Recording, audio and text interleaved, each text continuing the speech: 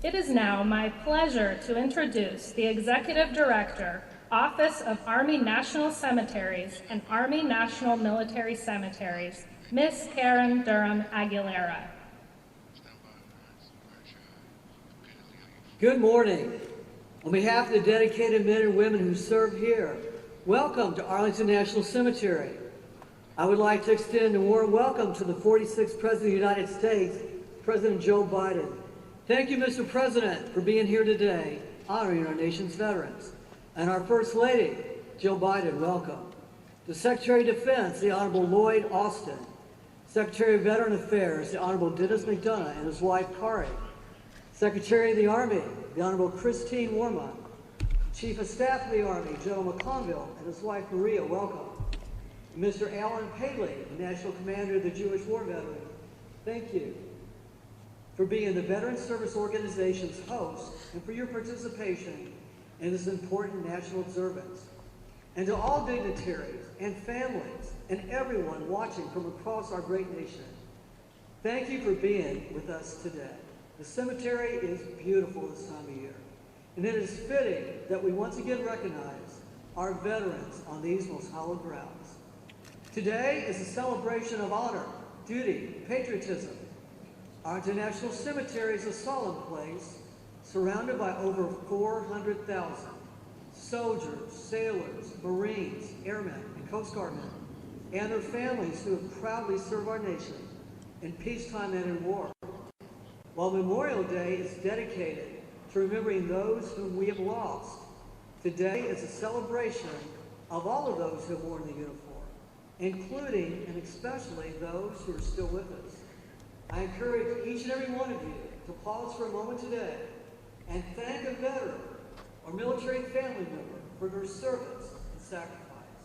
Today may be solemn, but it can also be joyous, as we remember loved ones, friends, comrades in arms, who have served and may still be serving.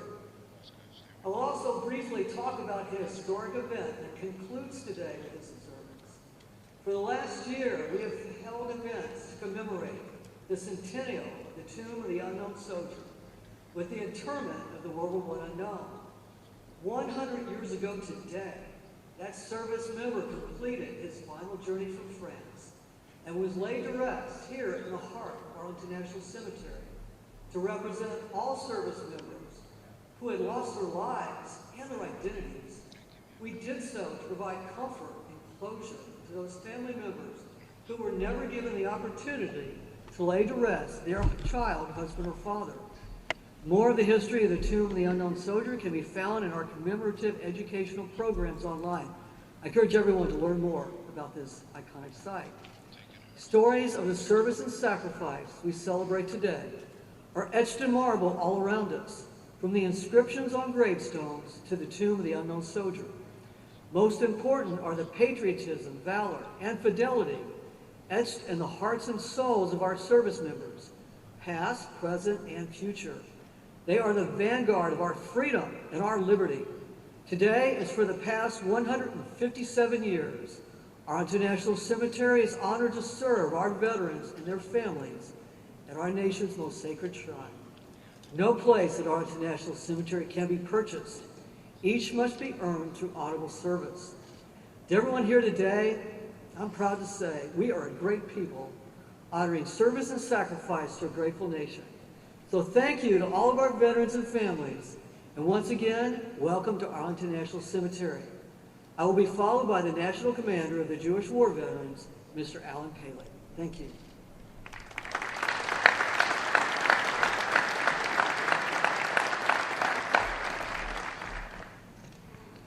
President Biden, Secretary McDonough, Director Aguilera, Major General Pepin, distinguished guests, my fellow veterans, ladies and gentlemen.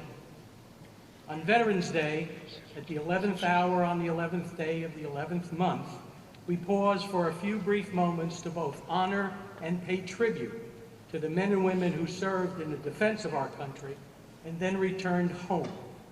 We owe you our thanks, our respect, and our freedom. George Washington spoke about the country's obligation to care for its veterans and their families. He said, The willingness with which our young people are likely to serve in any way shall be directly proportional to how they perceive the veterans of earlier wars were treated and appreciated by their nation. Let us remember, treated and appreciated. Engraved on a granite wall of the Korean War Memorial a short distance from here is a simple but powerful phrase: freedom is not free. The freedoms we enjoy today were made possible by the more than 19 million living veterans and countless others who served in the defense of our country. The symbols of America and freedom are interlocked, and they are present here today. The flags flying, the white grave markers, and all of us, the veterans and service members who protected our nation. It is you that we celebrate and honor today. Our work continues as citizens in supporting America's veterans and service members. JWV and VSOs must continue to fight for adequate funding for VA services and assure that issues facing veterans from all eras remain at the forefront.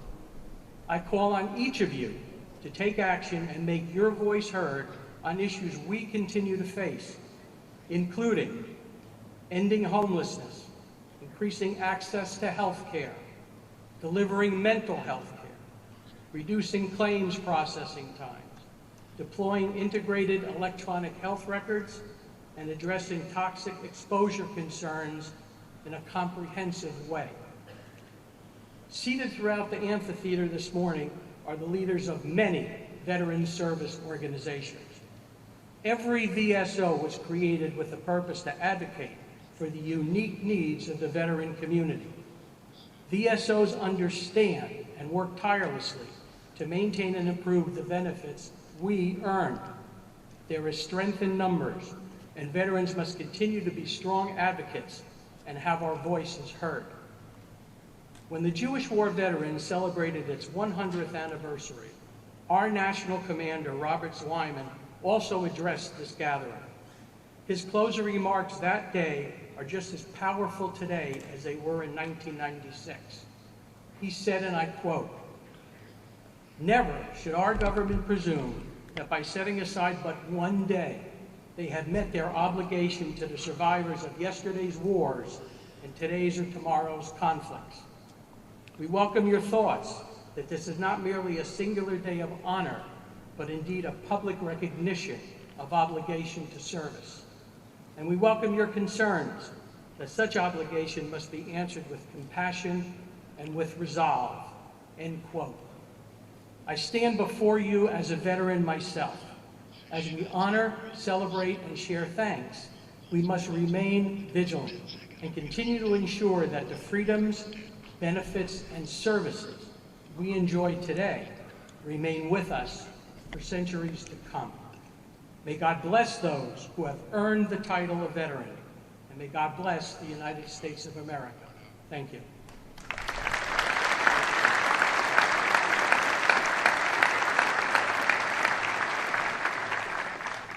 It gives me great pleasure to introduce the 11th Secretary of Veterans Affairs, the Honorable Dennis McDonough.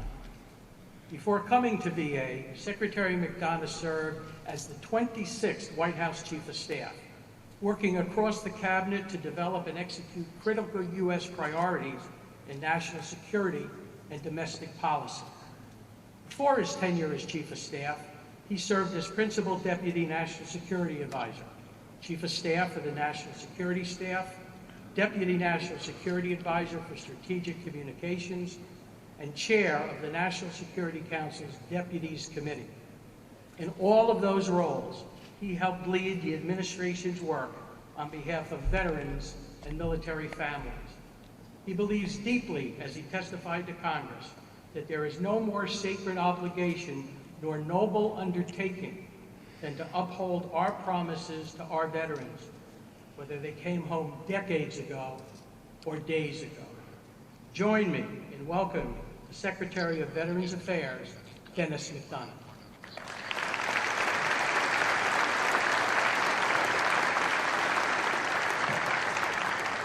Thanks, Alan, for that very generous introduction, for your service to our country, and for leading today's fantastic host organization, Jewish War.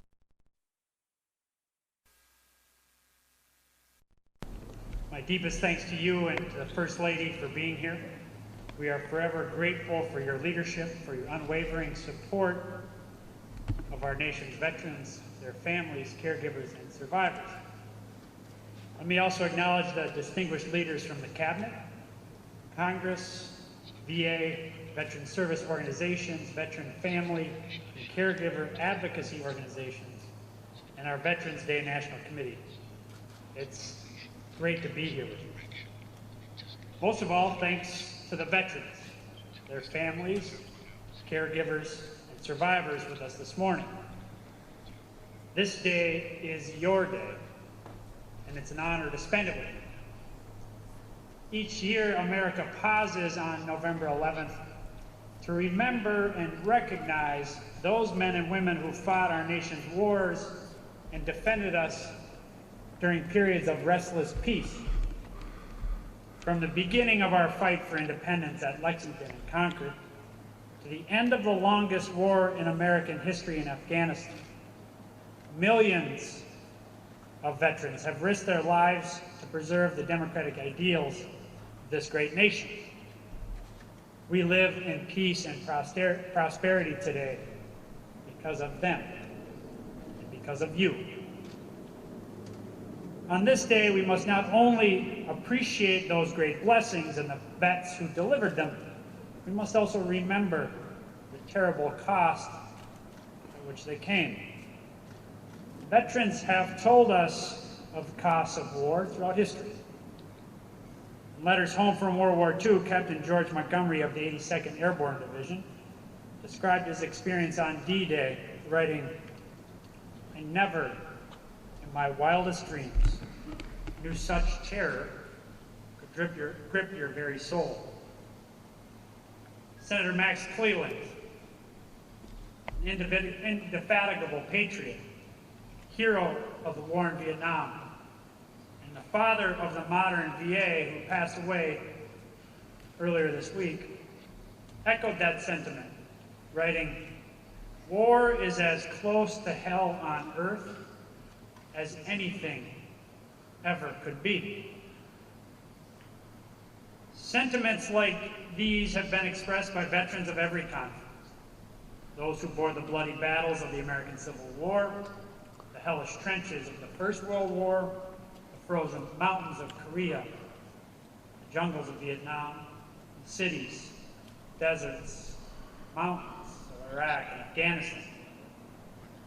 Many service members gave their last full measure of devotion during those wars, some of whom now rest on the hallowed grounds of the cemetery, or in the tomb of the unknown soldier, which, as of today, has stood for 100 years. Other brave service members come home as veterans. But for those veterans, those wars did not end when the final bullet was fired, nor when the final service member came home. Instead, those wars live on, in their minds and in their bodies, in scars visible and invisible, sometimes for years, sometimes forever. This day, Veterans Day, is our day to honor the vets who made those sacrifices, a day to remember what they've done for us, a day to recognize that when those veterans serve and sacrifice, so do their families, their caregivers, their survivors. But critically, Veterans Day is also a call to action, a reminder that it's our sacred responsibility as Americans to serve those who have served our country. That call to action dates all the way back to President Lincoln's second inaugural. He charged a wounded nation to care for those who shall have borne the battle, and for their families, survivors, and caregivers. And that same call echoes today, when President Biden reminds us that our nation's most sacred obligation is to prepare and equip troops we send into harm's way, and to care for them and their families when they return home. At VA, that means we're providing veterans with world-class health care, with benefits they've earned and so rightly deserve, with a lasting resting place that's a tribute to their service. And With President Biden's leadership, VA is doing exactly that, providing more care, more benefits, and to more veterans than at any time in our nation's history. But this day reminds us that it's not just the job of VA to serve veterans, their families, survivors, and caregivers. It's the job of every American. Because whenever someone signs up to honor our country in the military, our nation makes them a simple promise. You take care of us, we'll take care of you. You fight for us, we'll fight for you. If you serve us, we'll serve you when you come home. The thing is, our nation as a whole makes that promise. But it's on all of us, every single one of us, to keep that promise. There are many ways to do that. From reaching out to the veterans in your life, to lending a hand when a veteran needs help, to doing your small part to uphold the principles of democracy for which veterans have fought and bled to defend. Whatever the method, serve veterans and serve them well. Remember their sacrifices, recognize their service, and recommit and renew your pledge to them, because that is our most sacred responsibility as Americans on this Veterans Day and every day. I know of no one who keeps that promise better than President Biden. As a senator, as vice president, and now as president, and as the surviving father of an Iraq war veteran, President Biden has dedicated so much of his life to serving those who have served us. Veterans, their families, survivors, and caregivers could not ask for a stronger advocate. So, without further ado, it is my great personal and professional honor to present to you our Commander-in-Chief, the President of the United States of America, Joe Biden.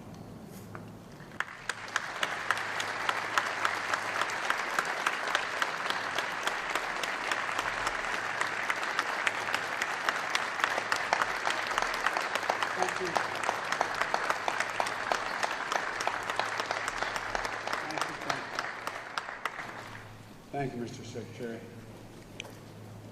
Folks,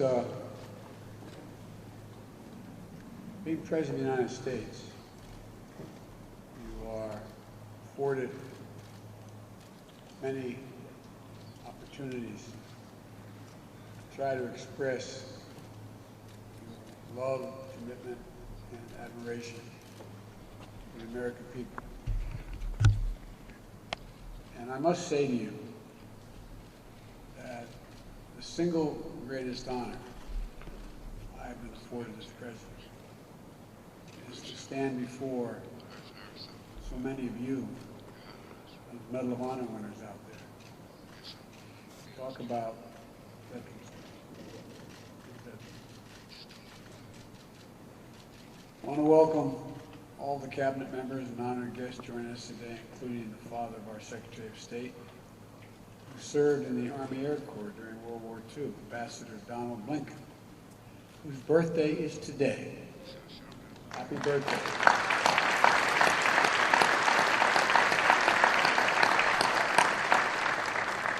Thank you for your service to our country.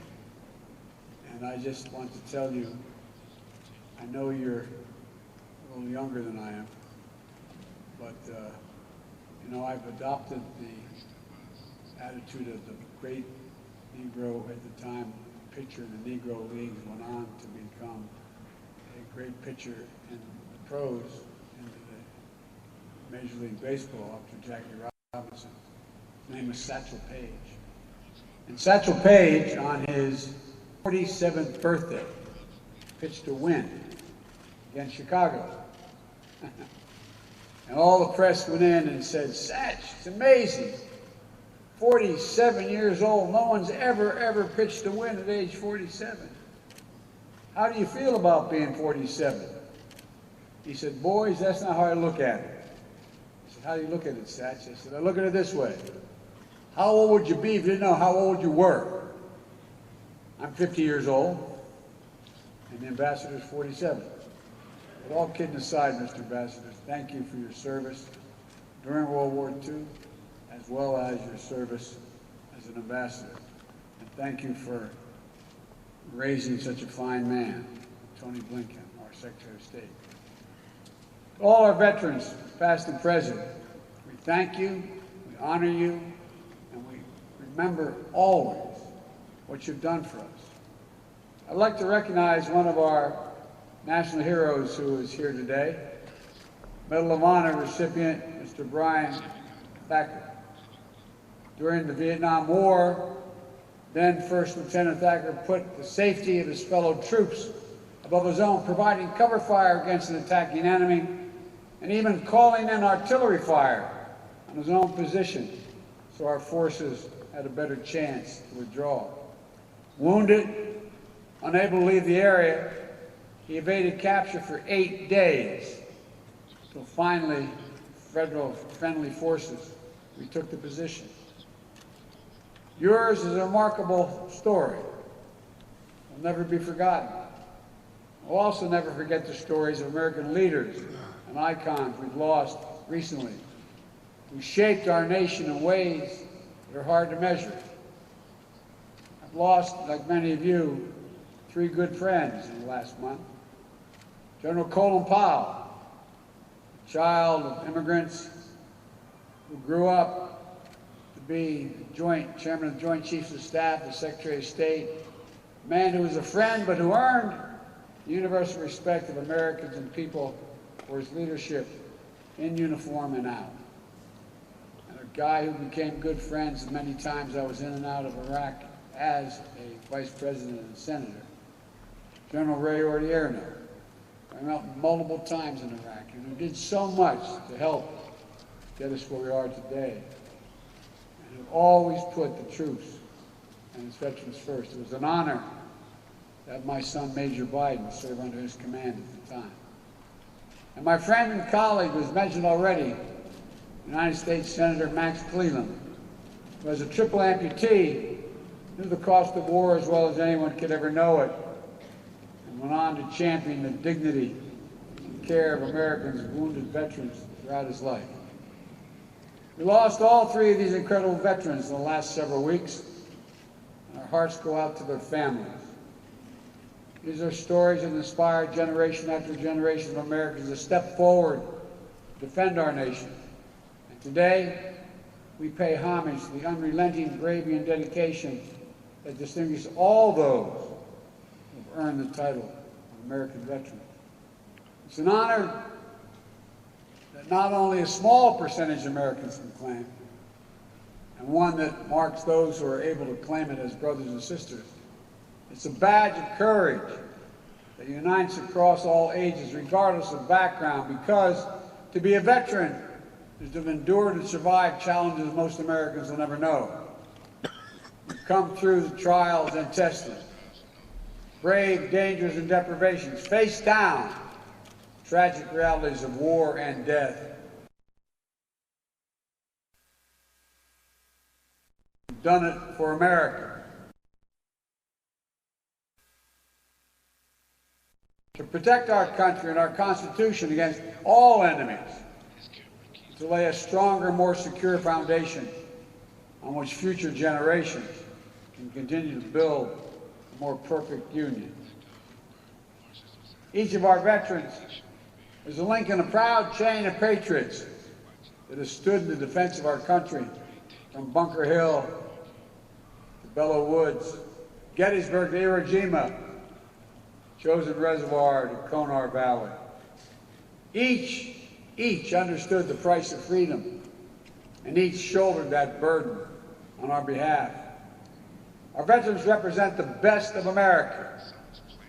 You are the very spine of America, not just the backbone, you're the spine of this country. And all of us owe you. So on Veterans Day, and every day we honor that great debt and recommit ourselves to keeping our sacred obligation as a nation to honor what you've done. We have many obligations to our children, to our elderly, to those truly in need. But I've gotten in trouble way back when I was a young senator for saying we only have one truly sacred obligation. We have many obligations, but one truly sacred obligation. To properly prepare those and equip those who we send into harm's way, and care for them and their families while they're both deployed and when they return home. This is a lifetime sacred commitment. It never expires. And for me and for Jill and for the entire Biden family, it's personal. When Bo was deployed to Iraq, after spending 6 months in Kosovo as an assistant U.S. attorney trying to set up a criminal justice system, I got a call from him one day. He said, "Dad, what are you doing Friday?" And I said, "What do you need, hon?" What do you need? He said, "I'd like you to pin my bars on." I said, "What in the heck have you done?" He said, "Someone's got to finish these wars, Dad." True story. Jill and I learned what it meant to pray every day for the safe return of someone you love. So many of you have done that. Our grandkids learned what it meant to have their dad overseas in a war zone instead of back at home for a year, tucking them into bed and reading that story every night. Thousands of Americans, tens of thousands, have had that experience. As the English poet John Milton wrote, "They also serve who only stand and wait." All the mothers and fathers, sons and daughters, spouses, all those who stand alongside our veterans and their families, caregivers, survivors, you are the solid steel spine that bears up under every burden, the courageous heart that rises every challenge. We've asked so much of you for so long, and our nation is grateful. For 2 decades, the lives of our service members and their families and veterans have been shaped by the conflicts in Iraq and Afghanistan. Since 9/11, hundreds of thousands of Americans have served. So many are still serving today in harm's way, and we cannot forget them. The American people are forever grateful and in awe of what you've accomplished. But in fulfilling their mission, so many veterans and their families and caregivers have been through hell. Some facing deployments after deployment, spending months and years away from their families, missing birthdays, anniversaries, and collections. I remember one of the last times I flew into Iraq, the so-called Silver Bullet. I remember walking up to the cockpit, and the crew masters along with the pilots were up there, and I said, "How many of you, is this your first tour?" No one raised their hand. There were 5 people. Second tour, no one raised their hand. Third tour, 2 raised their hand. Fourth tour, 2 raised their hand. Fifth, 1 raised their hand. Folks, on Veterans Day, we have to always remember that there's nothing low risk or low cost about war for the women and men who fight it. I carry with me in my pocket every single day.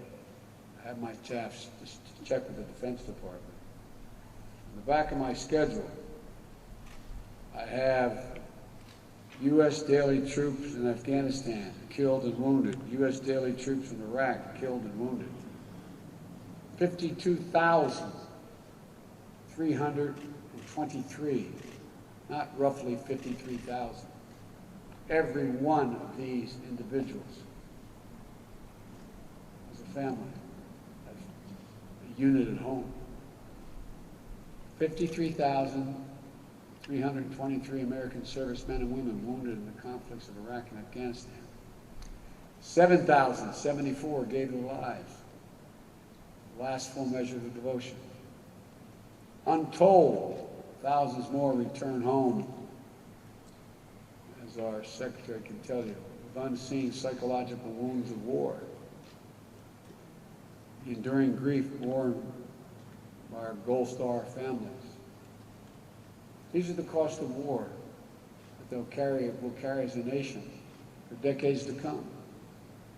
And all veterans, service members, their families, caregivers, survivors, I want you to know that our administration is going to meet the sacred obligation that we owe you. We're going to work with Congress, Republicans and Democrats together to make sure our veterans receive the world-class benefits that they've earned, that meet the specific care, specific needs that they each individually need. That means expanding presumptive conditions for toxic exposure, particulate matter, including Agent Orange and burn pits. We're going to keep pushing on this front to be more nimble and responsive, reviewing all the data and evidence to determine additional presumptive conditions that make sure our veterans don't have to wait to get the care they need. It also means prioritizing mental health care that's necessary to treat the invisible wounds that so many of our veterans carry, including pursuing our newly released comprehensive public health strategy to reduce military and veteran suicides.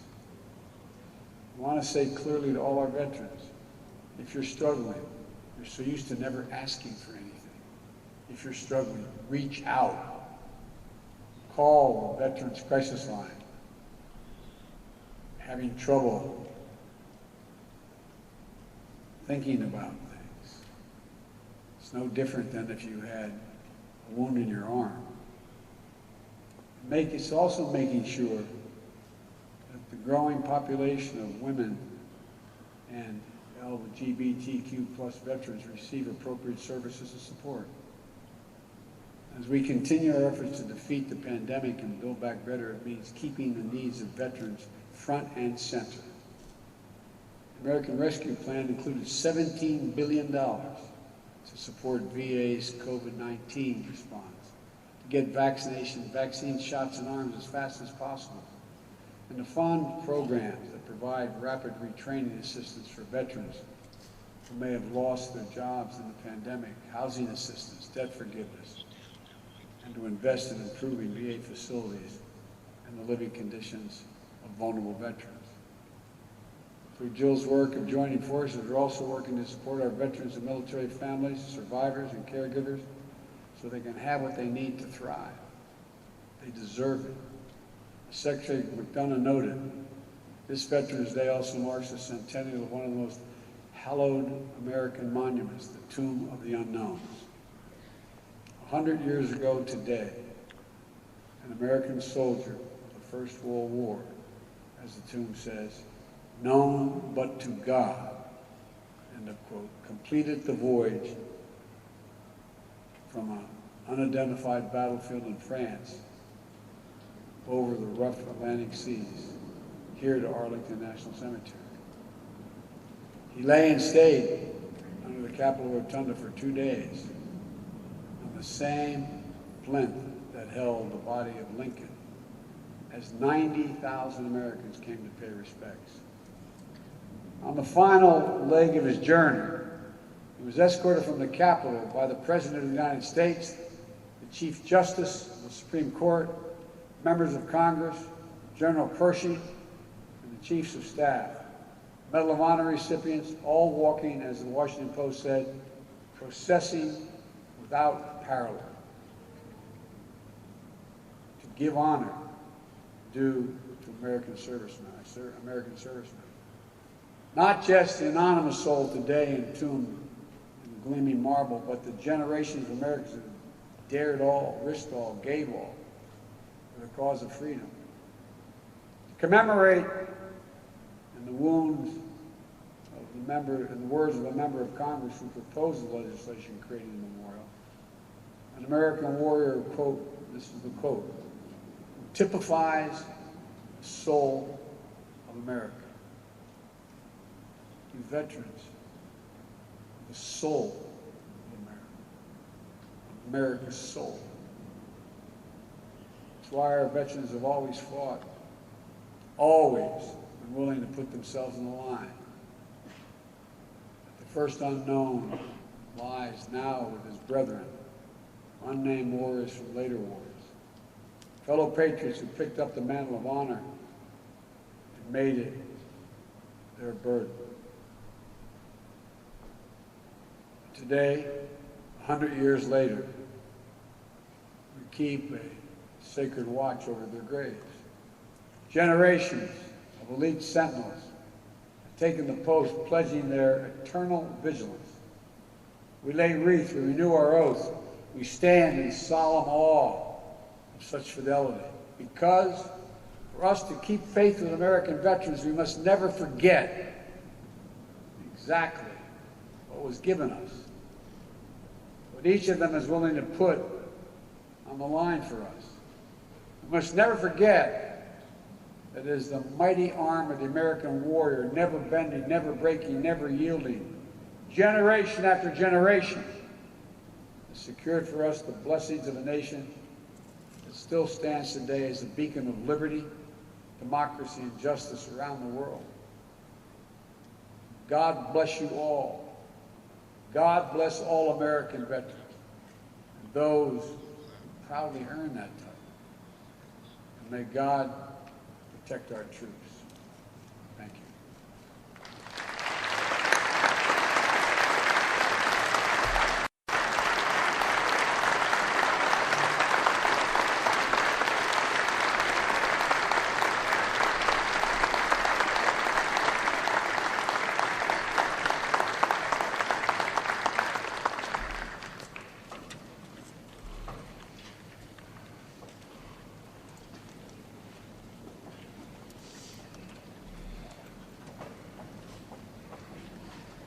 Ladies and gentlemen, and now the United States Coast Guard Band will play and the Armed Forces Chorus will sing, God Bless America.